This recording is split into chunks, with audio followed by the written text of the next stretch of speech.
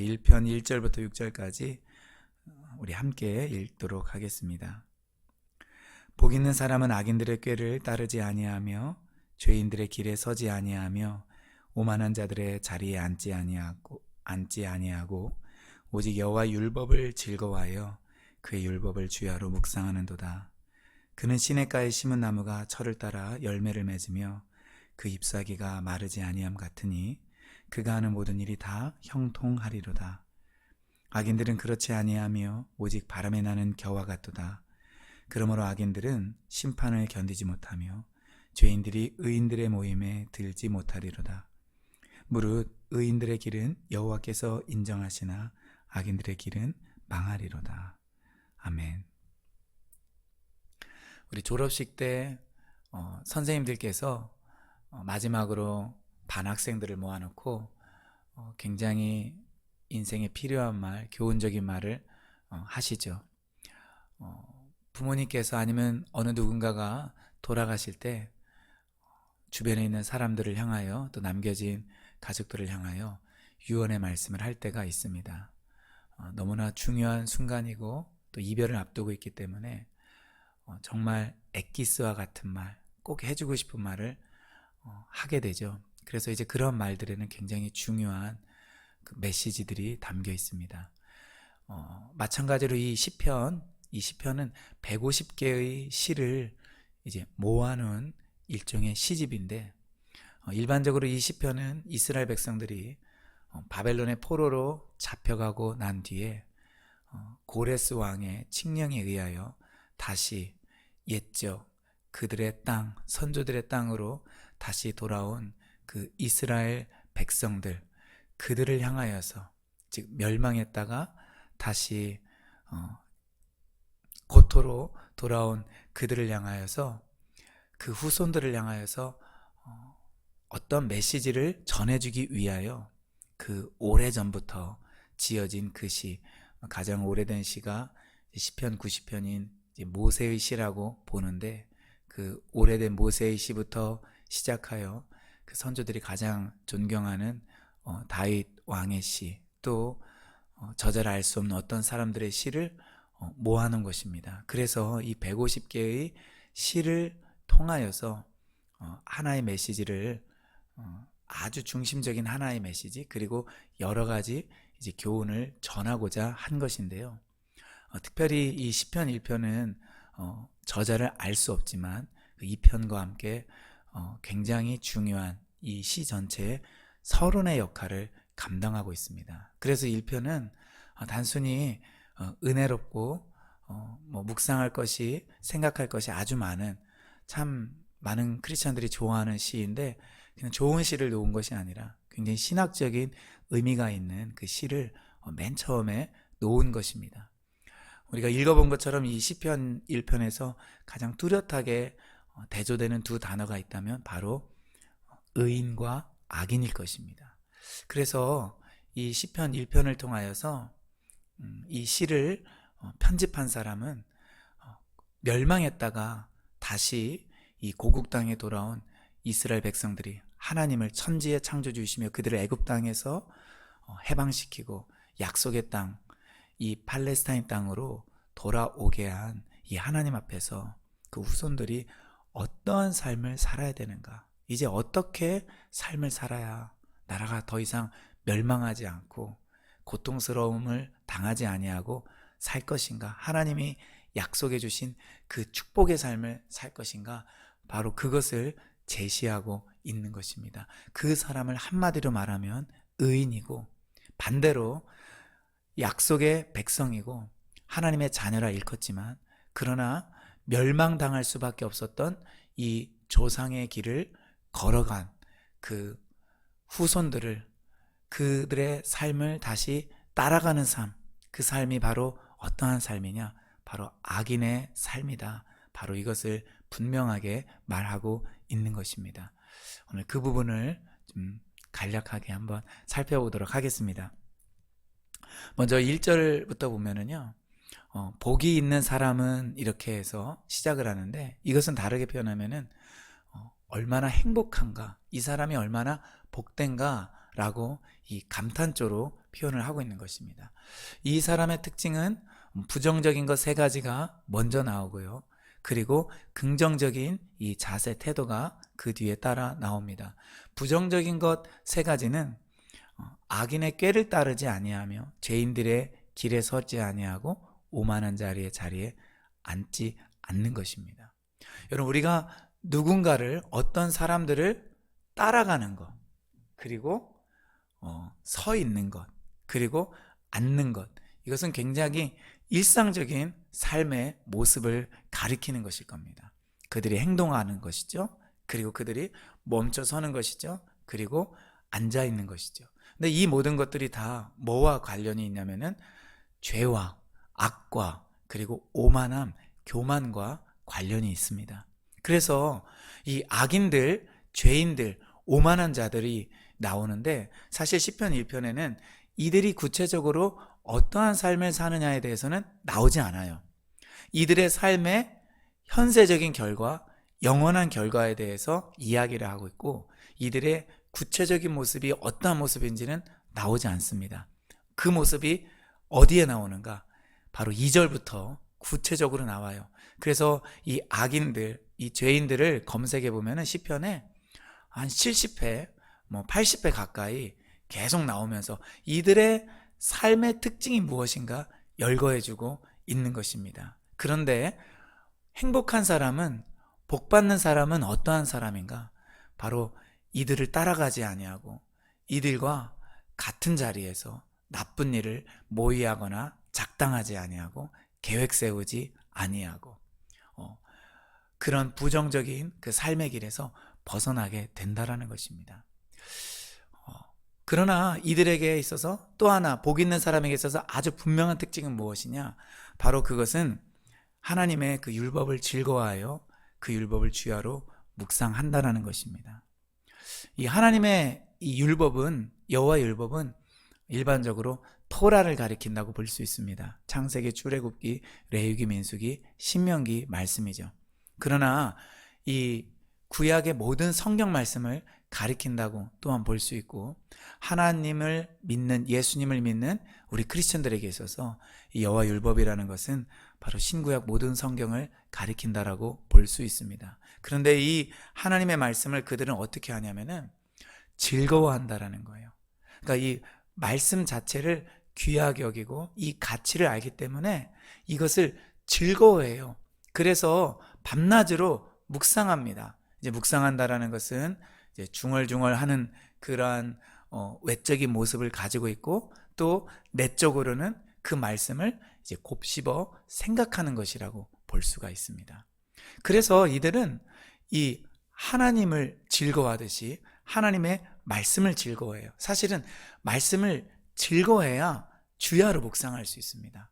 즐겁지 않은 것은요, 억지로 해야 되고, 즐겁지 않은 것은 막 어떻게 해서든 막 짜내듯이 계획을 세우고, 아 그래 이 시간만큼 뭘 하자 이렇게 생각하죠. 그러나 즐거워하는 것은요, 상시적으로 합니다. 습관적으로 합니다. 아무 때나 해요. 그래서 하나님의 말씀에 대해서 우리가 가져야 될 가장 중요한 태도가 있는데, 먼저 되는 태도가 있는데, 그것은 그 말씀을 즐거워하는 거예요. 그 즐거워하지 않으면은 이것이 의무가 되고, 즐거워하지 않으면은 이것이 종교의 경전이 되어버리고 딱딱해버리고 그리고 굳어져 버립니다. 그래서 이 말씀은 생명력이 없고, 이 말씀은 삶의 기쁨을 주지 못하고요, 윤활유가 되지 못해요. 그래서 우리는 먼저는 하나님을 즐거워해야 되고, 하나님 그분께 감사해야 되고, 그리고 또 하나는 그분의 입에서 나온 모든 말씀이라고 볼 수 있는 이 하나님의 율법, 하나님의 말씀, 이 성경책을 정말 즐거워해야 됩니다. 그래서 우리 웹툰도 많이 보면서 즐거워하고, 또 영화나 드라마 보면서 즐거워하는데, 정말 그것 이상으로 하나님의 말씀을 실제적으로 즐거워해서 그것이 내 삶의 정말 한 부분이 되어버리는 거예요. 내가 그 말씀과 연합이 되어버리는 거예요. 그래서 아무 때든지 시간 나면 보고 싶고, 정말 틈나면 읽고 싶고, 그리고 정말 나에게 여유로운 시간이 생기면은 막 연구하고 싶은, 나 말씀 나 설교 시간에도 들었고, 나 아침에 나 큐티도 했고, 나 지금은 나 성경 보고 싶지 않아. 이런 태도가 아니에요. 여러분, 좋아하는 것은 또 하고 또 하고 싶어 합니다. 그래서 정말 여유가 생기면, 틈만 나면, 그리고 내가 무료하고 심심하면, 나 정말 말씀 묵상할 거야. 이런 태도를 갖게 된다는 것입니다. 여러분, 이것이 우리 삶에 승리하는 비결입니다. 그래서 그것을 즐거워하고 곱씹어 생각하고 입으로 중얼거리고 여호수아 1장 8절에 나와 있는 것처럼 그 말씀을 묵상하고 그 가운데 기록한 대로 다 지켜 행하는 삶을 사는 것. 여러분, 그것이 바로 복 있는 사람의 삶의 특징입니다. 여러분, 안 믿는 사람들도요, 나는 죄를 특별히 안 지어, 나는 남을 도와주면 도와주었고, 그리고 남에게 사기를 당하면 사기를 당했지, 나는 남에게 해코지는 안 해, 나는 나쁜 짓은 하지 않아 라고 말하면서 악인들의 길을 따르지 아니하며 죄인들의 길에 서지 아니하며 오만한 자의 자리에 앉지 않는 사람들도 간혹 있습니다. 그러나 그것이 그 사람을 의인으로 만들어주지 못합니다. 그것이 그 사람을 선인으로 만들어주지 못합니다. 왜냐하면 그들은 하나님과 무관하게 살기 때문에 그렇습니다. 자기들의 기준에 의해서 악인이 아니고 죄인이 아니고 오만한 자가 아닐 뿐이지, 하나님의 말씀을 모르기 때문에 그들은 하나님을 모르고 하나님이 기뻐하시는 삶을 모르고 하나님의 계획, 하나님의 뜻과 무관할 수밖에 없는 것입니다. 그렇기 때문에 그들의 삶은 1절의 삶밖에 되지 못하는 거예요. 그러나 하나님께서 인정하시는 의인은 2절의 삶이 반드시 있어야 되고, 그 2절의 삶을 성취하기 위해서는, 그 참된 의인의 길로 가기 위해서는 단순히 종교적인 사람, 종교란에 기독교인이라고 체크하는 사람, 모태신앙이거나 아니면 기독교적인 문화와 배경 속에서 사는 사람이 아니라 여호와의 율법, 우리 하나님의 말씀, 이 성경책을 즐거워하고 그리고 그것을 주야로 묵상하는 삶이 되어야 된다라는 것입니다. 이것에 대한 결단, 이것에 대한 그 명백한 인지와 깨달음, 그리고 이 실천이 진짜 우리 삶을 행복하게, 풍성하게, 열매 있게, 나는 교회를 다니는데 나 예수님 믿는다고 하면서도 왜 이렇게 삶이 지치고 어렵고 힘든지 모르겠어요. 나는 좀 하나님을 더 알고 싶은데 그걸 잘 모르겠고 깨닫지를 못하겠어요. 여러분, 이런 삶에서 벗어날 수 있게 되는 것입니다. 말씀이 모든 좋은 것의 출발점이 되는 거예요. 그 결과가 어떻게 되냐? 이 시를 쓴 사람은 그러한 죄악된 삶의 길에 서지 아니하고 하나님 말씀에 붙들린 삶의 결과는 마치 시냇가에 심은 나무와 같다라고 이야기를 하고 있습니다. 철을 따라 열매를 맺어요. 그리고 잎사귀가 항상 푸르릅니다. 그리고 모든 하는 일이 잘 되는 것입니다. 그냥 나무라고 하지 않고 시냇가에 심은 나무라고 말을 하고 있어요. 여러분, 나무의 뿌리가 그 물줄기에 물 근원과 연결이 되어 있을 때 아무리 실제 날씨가 몇 개월 동안 가문다 할지라도, 그리고 심지어 몇 년 동안 비가 오지 않는다 할지라도 그 뿌리가 시냇가에 심은 나무처럼 물줄기와 항상 연결되어 있으면요, 그 나무는 절대로 죽지 않습니다. 나무가 시들지 않습니다. 비가 오지 않는다 할지라도 뿌리가 충분한 수분을, 영양분을 빨아들이기 때문에 햇볕이 있죠? 그래서 그 나무에는 열매가 있게 되는 것입니다.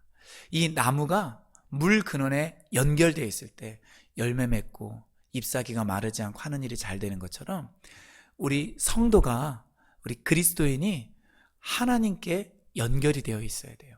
하나님의 그 말씀을 우리 삶의 근원으로, 원천으로 내가 생존할 수 있도록 하는 그 이유가 되도록 해야 된다라는 것입니다. 그래서 이 시냇가에 이 심은 나무라는 것은 바로 율법을 묵상하는 삶, 하나님 말씀을 묵상하고 실천하는 그 삶을 보여주는 너무나 좋은 이미지가 된다라는 것입니다. 반대로 악인들은 어떻죠? 그 결과가 그렇지 않다라는 거예요.